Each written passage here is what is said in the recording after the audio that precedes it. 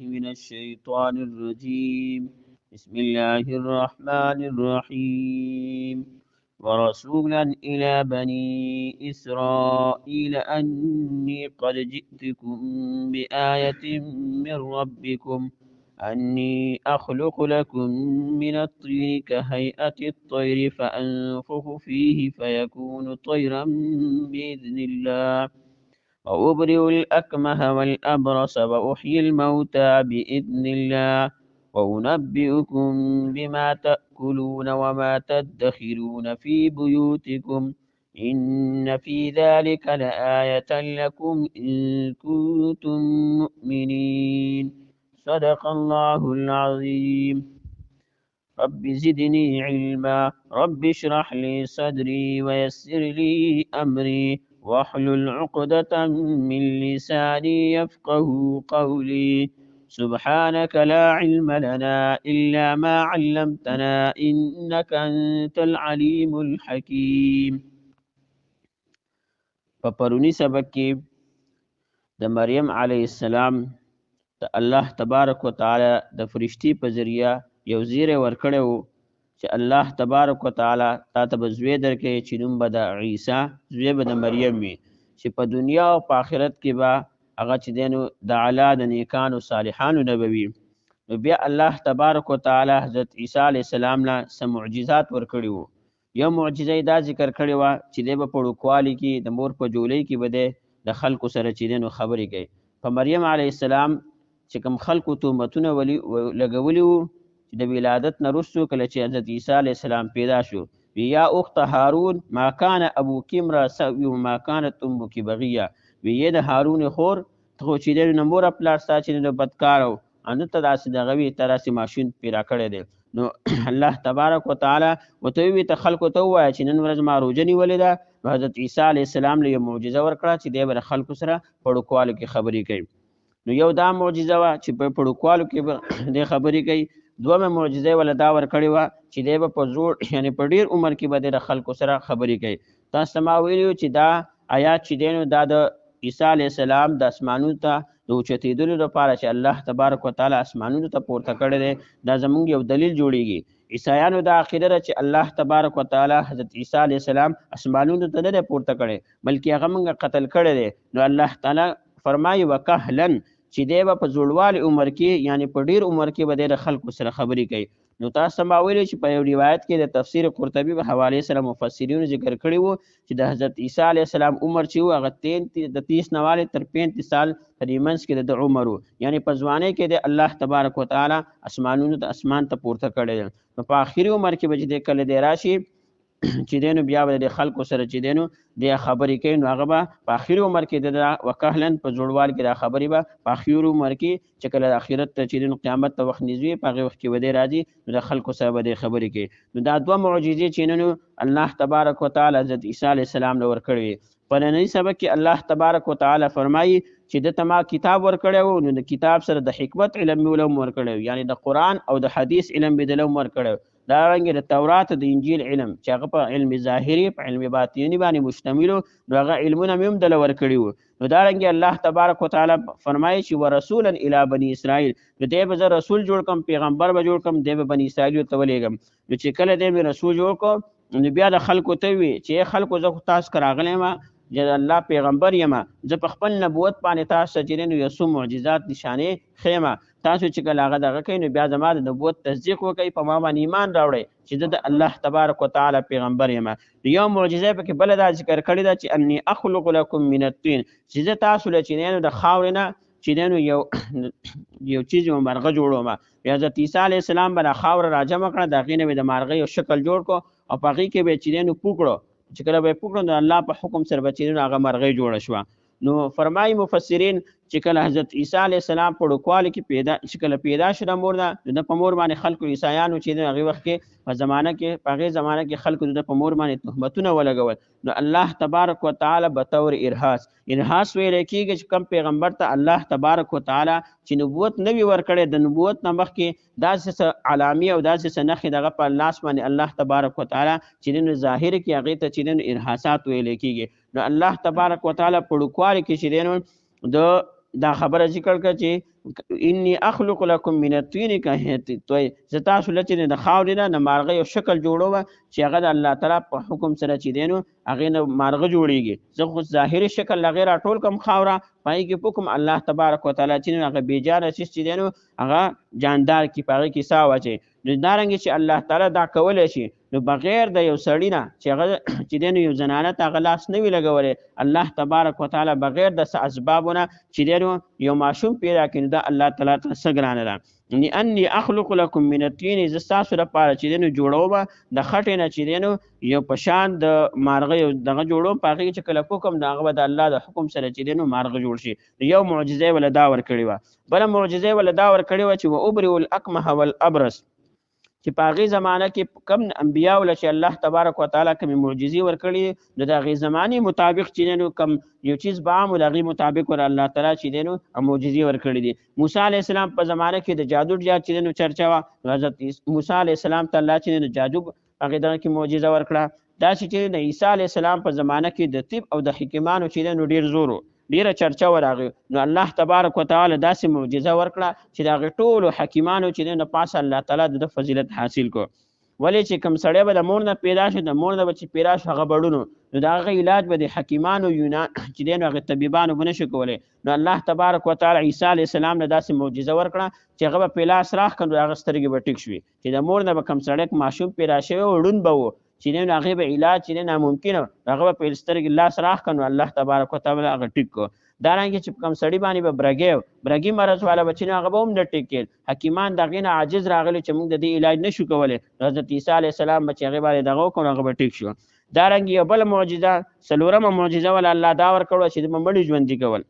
چې کوم مړی به هغه ته یې ووایي چې د الله په حکم سره ته ژوندی شه، نو هغه به ژوندی شو. نو دا معجزې د حضرت عیسی علیه السلام په دې آیاتونو ذکر کوي. د دې لپاره یو بله معجزه ورته هم ذکر کوي، وانبئکم بما تأکلون، دا خو چې دی نو علمي معجزې وي. اوس عملي معجزه پریکټیکلي معجزه چې ورته ویلی کېږي، حضرت عیسی علیه السلام به خلکو ته وي مال الله داسې معجزې هم راکړي دي چې تاسو په کور کې څه وخورئ نو هغه ما ته هم پته لګي. بالفرض که څوک د کوره راوځي هغه وایي چې ما نن د ګډ غوښه خوړله، چرګ مې خوړلی دی، نو حضرت عیسی علیه السلام به ته وایي چې نن تا ساغ خوړلی دی، تا فلانی چیز خوړلی. نو دا معجزه وله هم الله تبارک وتعالی ورکړې وه. یو بله معجزه یې وله دا ورکړې وه چې په کور کې کوم خلک چې دی څه سټور کوي، څه ذخیره اندوزي کوي، جمع کوي،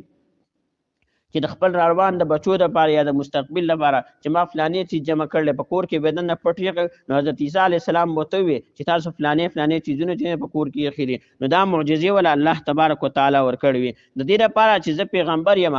زما په نبوت تاسو تصدیق وکړئ، یو په الله باندې چې په ما ایمان راوړئ، د الله چې دی نو وحدانیت قبول کړئ، یووالی قبول کړئ. نو په دې آیاتونو کې دا معجزې د حضرت عیسی علیه السلام بیانوي. ورسولا الی بني اسرائیل، د عیسی علیه السلام به پیغمبر وي الی بني اسرائیل، بني اسرائیلو ته، یعنی دی به زه پیغمبر جوړ کړم او بني اسرائیلو ته به یې ولیږم. انی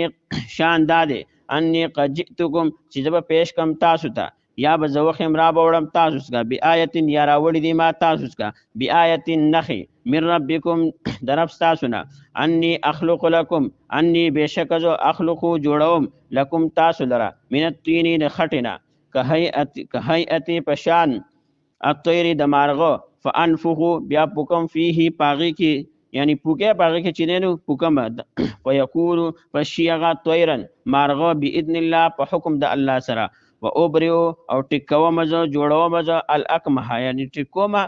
الاکمه هغه چې دی نو ړوند چې د مور نه ړوند پیدا شوي هغه ماشوم، یعنی مادرزاد چې دی نو ړوند، والابرص او برګي مرض والا، و اوحي او ژوندي کوم الموتى مړي بإذن الله په حکم د الله سره، و انبئکم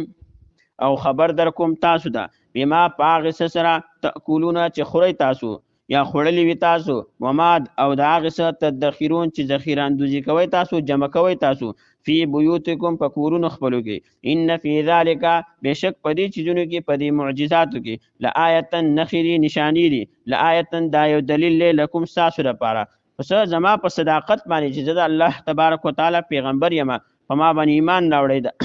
ان کنتم مؤمنین، که چېرې تاسو مؤمنین ایمان راوړونکي په آیاتونو د الله باندې،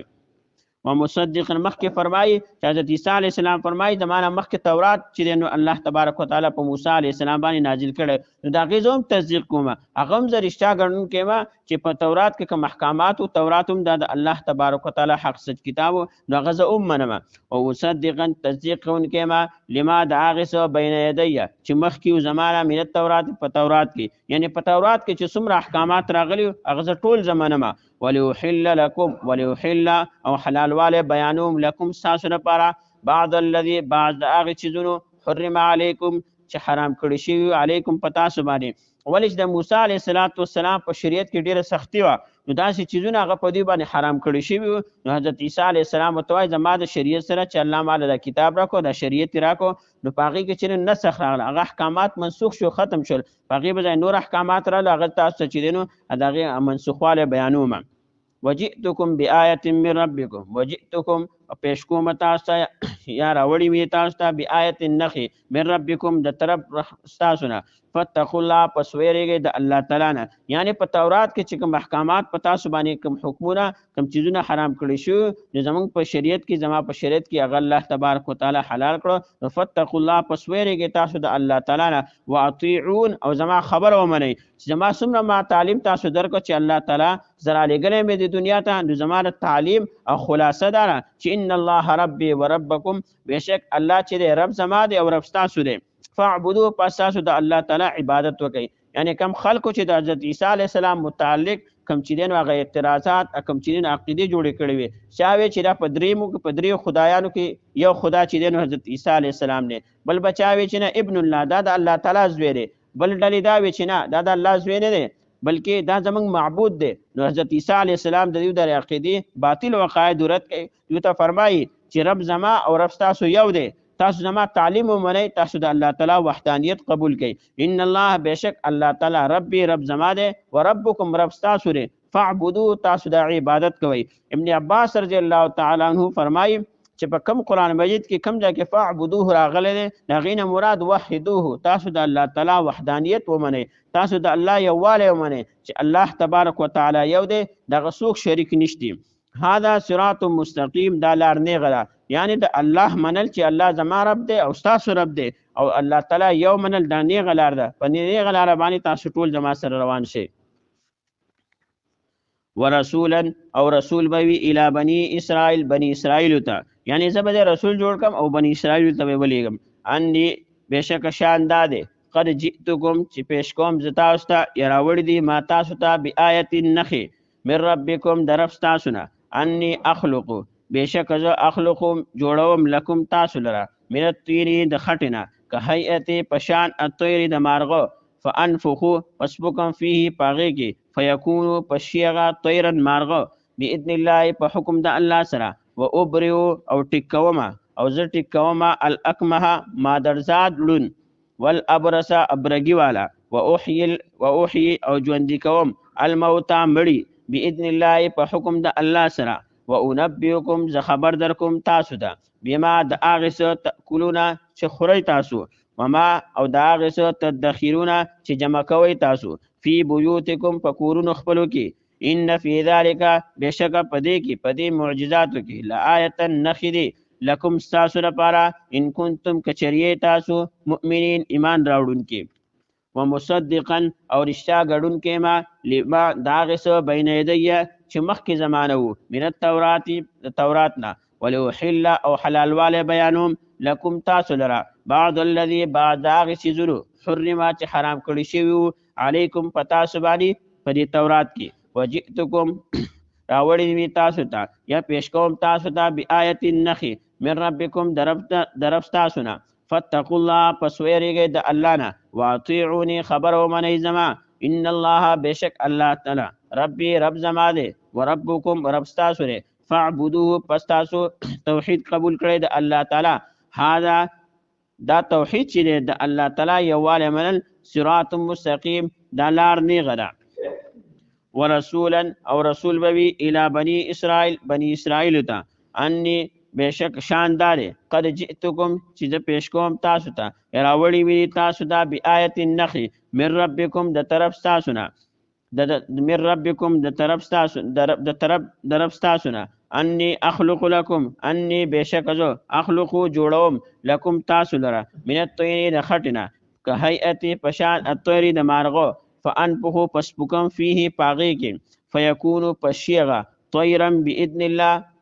مارغه باذن الله په حکم د الله سره و اوبریو او ټیکوما جوړوما ز الاکمه ما درزاد لون والابرص او برګي مرض والا و احيي او ژوند کوم الموتى مړي باذن الله په حکم د الله سره و انبئكم ز خبر در کوم تاسو ته بما د اغه څه تاکلون چې خوري تاسو و ما او د اغه څه تدخرون چې جمع کوي تاسو فی بیوتکم پکورون خپلو کې ان فی ذلک بشک پدی معجزو کې لآیه دلیل لکم تاسو لپاره ان کنتم مؤمنین کچریه تاسو ایمان راوړونکي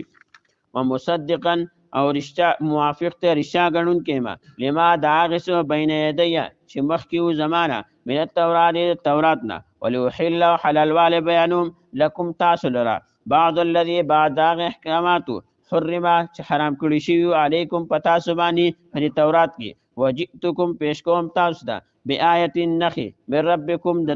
دربستاسونه طرف دربستاسونه فاتقوا الله پسویریږي د الله نه واطيعوني خبر ومنئ زما ان الله بشک الله ربي رب زما دی وربكم رب تاسو دی فاعبدوه پس توحید قبول کړئ د الله هذا صراط مستقيم دا لار دی غره صدق الله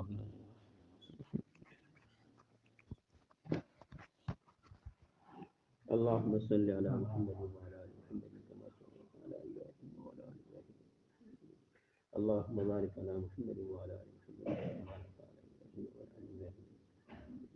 اللهم ربنا اتنا في الدنيا حسنه وفي الاخره حسنه وقنا عذاب النار وقنا عذاب الميزان رب ارحمهما كما ربياني صغيرا رب اجعلني مقيم الصلاه ومن ذريتي ربنا وتقبل دعاء ربنا اغفر لي ولوالدي وللمؤمنين يوم يقوم الحساب ربنا لا تزغ قلوبنا بعد إذ هديتنا وهب لنا من لدنك رحمة إنك أنت الوهاب ربنا ولا تحملنا ما لا طاقة لنا به واعف عنا واغفر لنا وارحمنا أنت مولانا فانصرنا على القوم الكافرين اللهم اغفر لحينا وميتنا وشاهدنا وغائبنا وسافرنا وكبيرنا وذكرنا وأنثانا اللهم من أحييته منا فأحيه على الإسلام ومن توفيته منا فتوفه على الإيمان اللهم إني أعوذ بك من المغرب والمحزن وأعوذ بك من العجز والكسل وأعوذ بك من فتنة القبر وعذاب القبر وأعوذ بك من فتنة المحيا والممات وأعوذ بك من فتنة المسيح الدجال وأعوذ بك من فتنة المسيح الدجال وأعوذ بك من فتنة المسيح الدجال يا الله يا رحمن يا كريم يا الله درسنا خپل دربار عليك قبول کړي یا الله دا ناس زمونږ ټول دا ناس خپل دربار عليك قبول کړي